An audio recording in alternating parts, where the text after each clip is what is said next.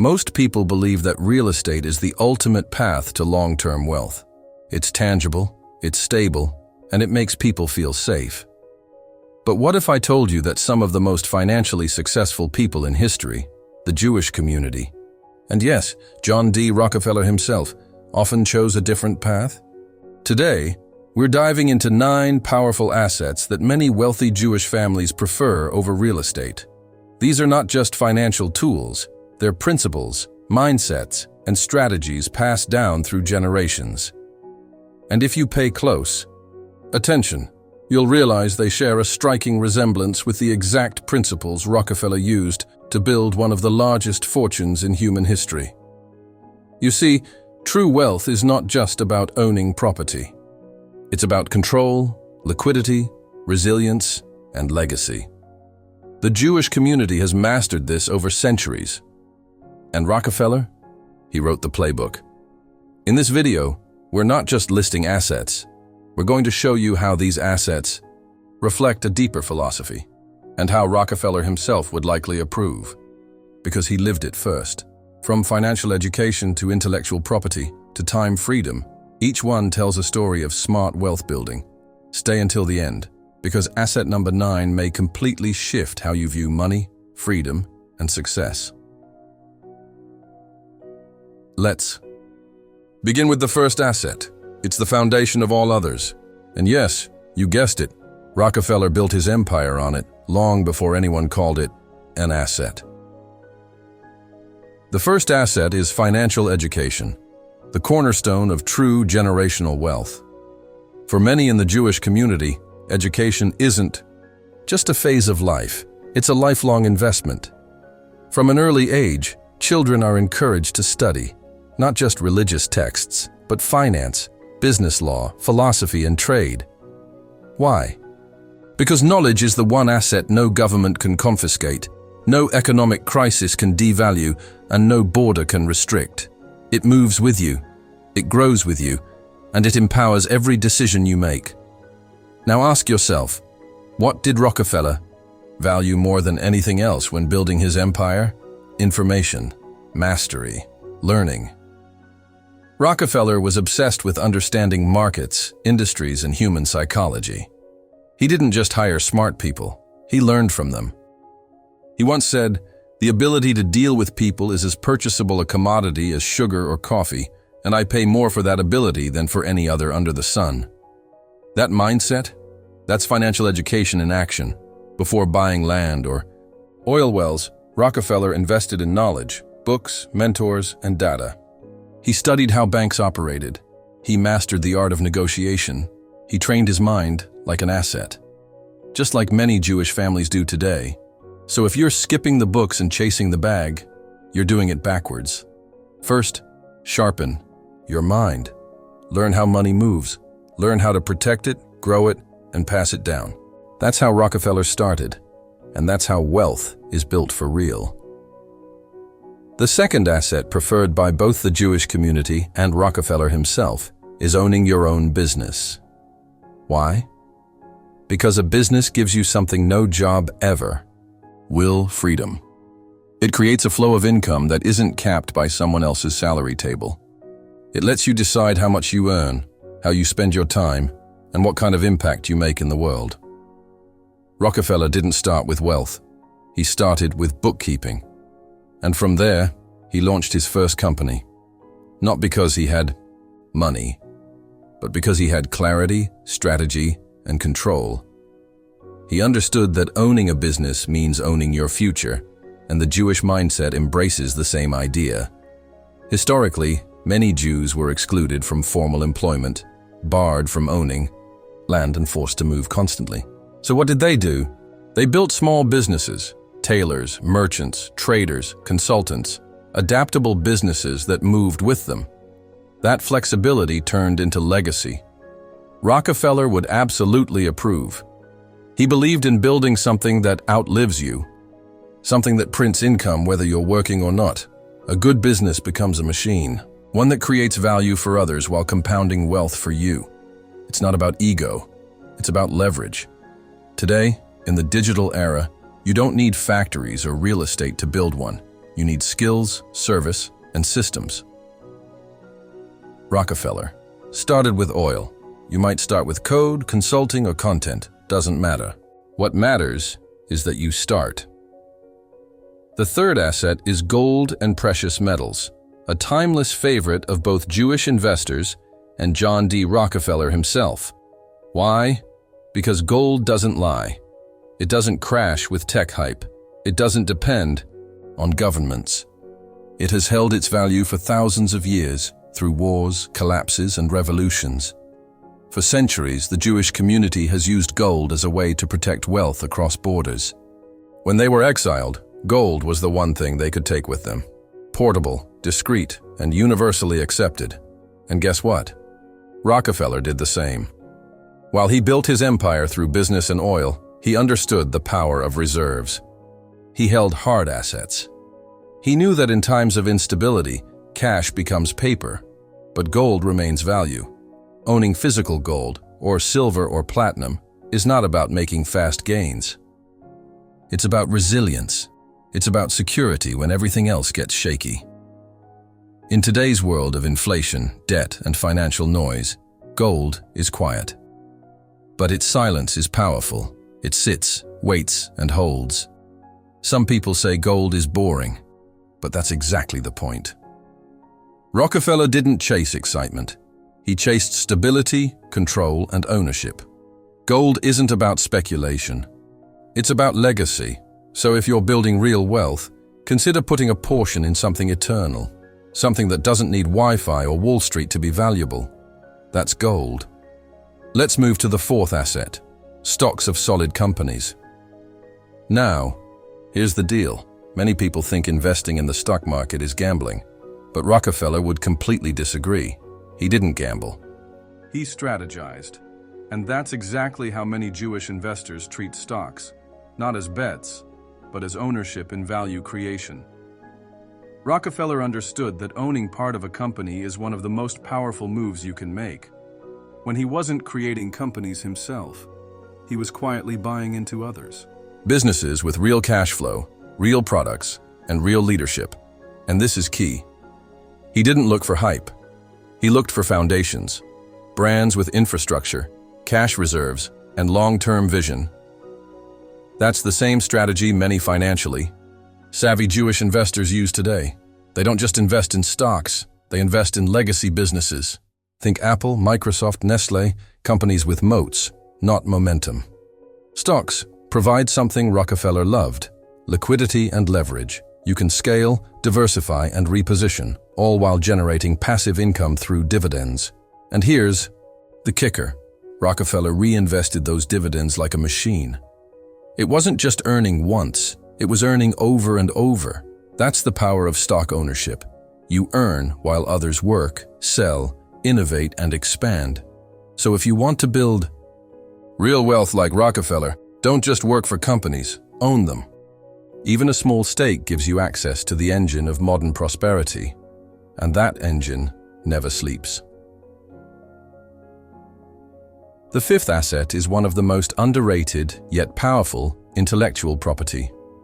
Rockefeller may be known for oil, but what made him rich wasn't the oil itself. It was the ideas, systems, and strategies he created around it. That's intellectual property.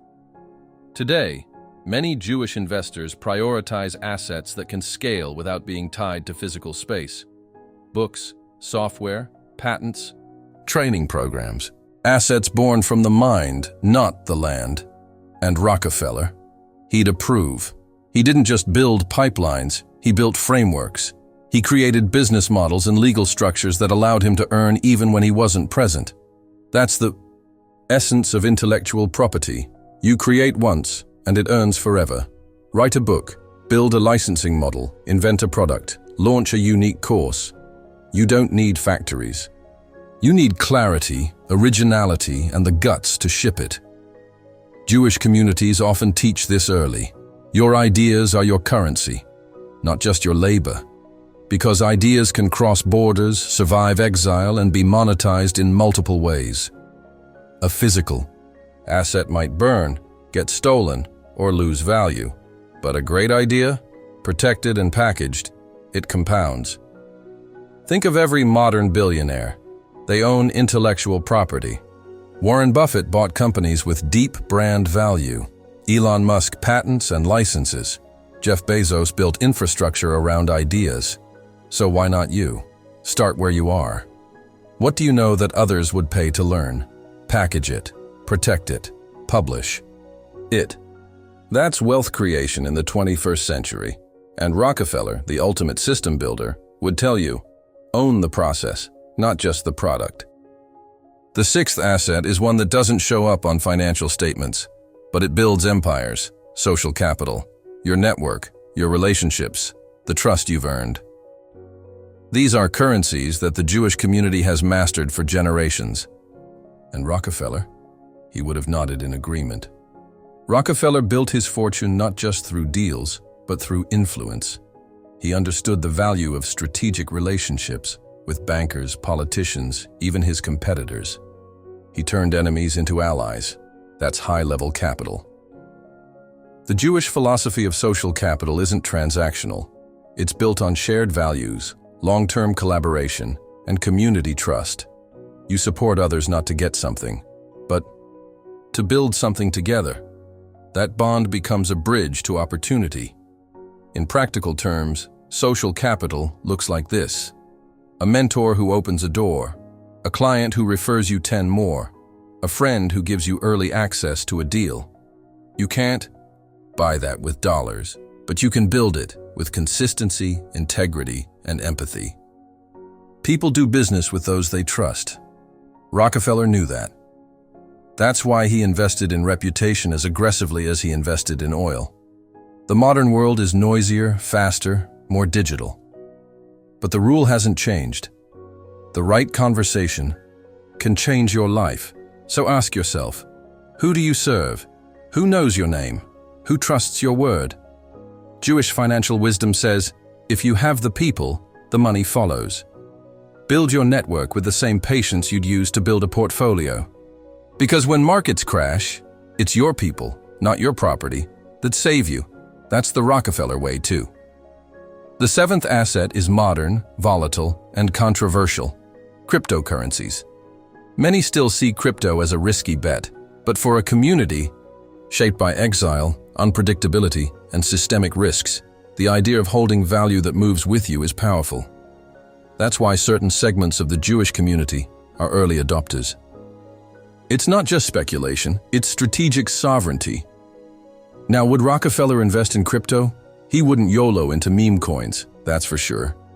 But if you showed him a decentralized asset class, free from government control, limited in supply, and designed to bypass gatekeepers, he'd be intrigued. Rockefeller was a pioneer of infrastructure.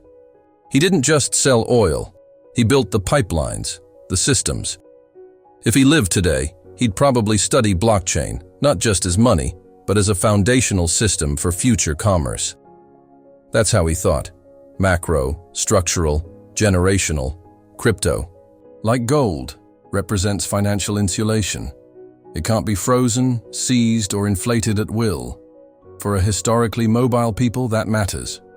Just as gold traveled in pockets, Bitcoin travels through code. Global, fast, borderless, and yes, it's volatile. But here's the nuance. Wealth builders don't fear volatility. They study it, manage it, and diversify around it.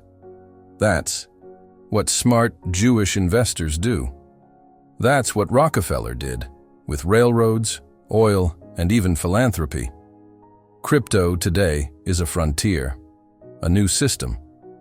And those who understand risk-adjusted exposure are already leveraging it, not replacing traditional assets, but expanding the possibilities. So no, Rockefeller wouldn't ape into the next pump, but he would understand the value of having a parallel system, just in case the old one cracks. Because true wealth isn't about comfort, it's about control. The eighth asset is timeless, portable, and deeply cultural: art and valuable objects. Many overlook this category, assuming it's just for the rich or the eccentric.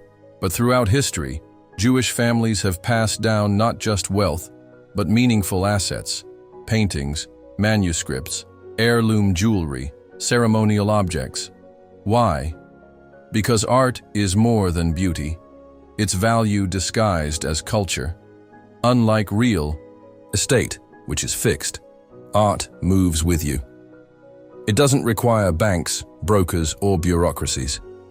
A sculpture, a signed first edition, a Torah scroll, they hold economic and symbolic weight. In times of upheaval, they can be sold or traded. In times of peace, they grow in value and meaning. Now, what would Rockefeller say about this? He'd nod in approval. Rockefeller was a lover of legacy. He didn't just accumulate money, he shaped institutions, museums, universities. He understood that some of the most powerful wealth is intangible in utility, but undeniable in impact. He invested in art not for speculation but for legacy, for identity, for reputation. And make no mistake, art is a reputation asset. It tells people who you are, what you value, and what you preserve. And here's the twist. Today, art is also a smart hedge. It doesn't correlate directly with stock markets. It often survives inflation. It's not just decor. It's distributed capital, hanging on a wall or resting in a vault. Jewish investors know this. Rockefeller knew this. And the smart wealth builders of the next generation. They're learning it because a Picasso or a vintage Patek isn't just a luxury. It's a statement of intelligence, patience, and permanence. Sometimes the most valuable assets aren't what you build, they're what you protect. The ninth and final asset might be the most misunderstood: time and geographic freedom. In the Jewish financial mindset, this isn't a luxury. It's a core principle, and when you look at the history, it makes perfect sense. For centuries, Jewish communities were forced to move, adapt, rebuild. That built a collective intuition. Don't tie yourself down. Don't anchor your wealth to something you can't carry. That's why freedom of time, of movement, of choice is considered one of the highest forms of wealth. And that's not just poetic, it's strategic. Think about it. If your income depends on being in a single building, city, or system, you're vulnerable. But if you've designed your life so you can work, invest, and live from anywhere, you're powerful. Now ask yourself, what would Rockefeller say?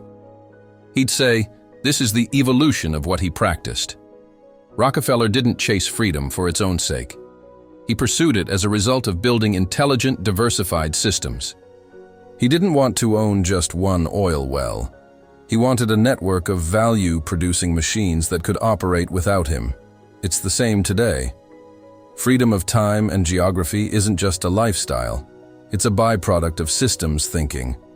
Build assets that run without you. Educate yourself so you can pivot fast. Invest where borders don't restrict you. In the end, time is the only asset you can't get back.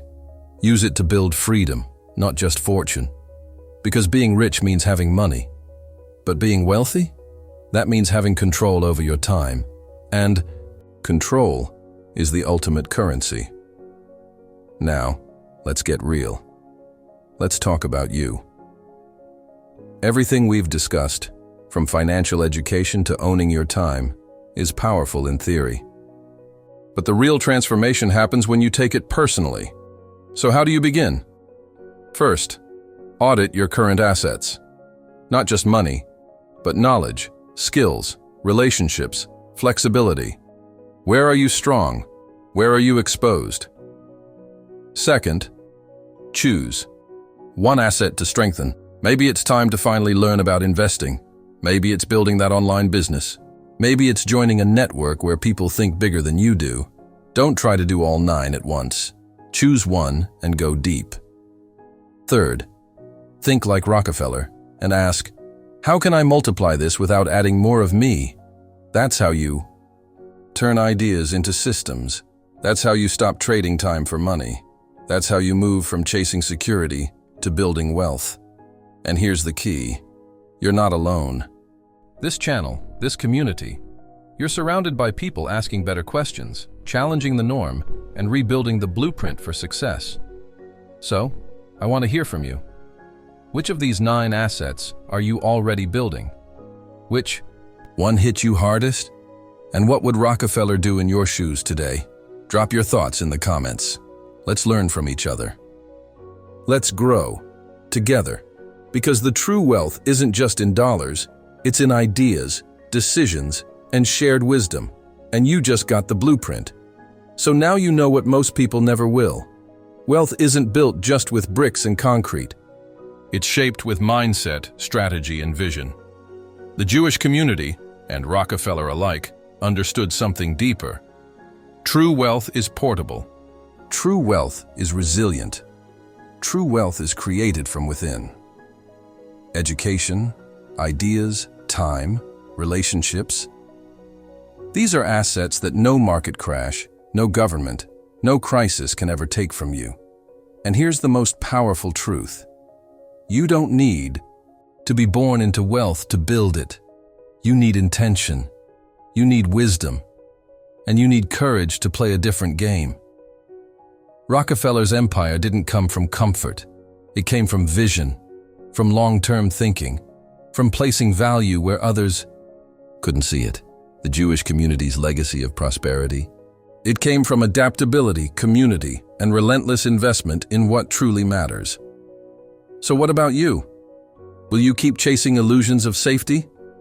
Or will you begin building freedom, one smart choice at a time? The next move is yours, and if this message spoke to you, then share it. Let others remember what real wealth looks like. Not flashy, not loud, but generational, intentional, and unstoppable. Your future deserves nothing less. Now go build it.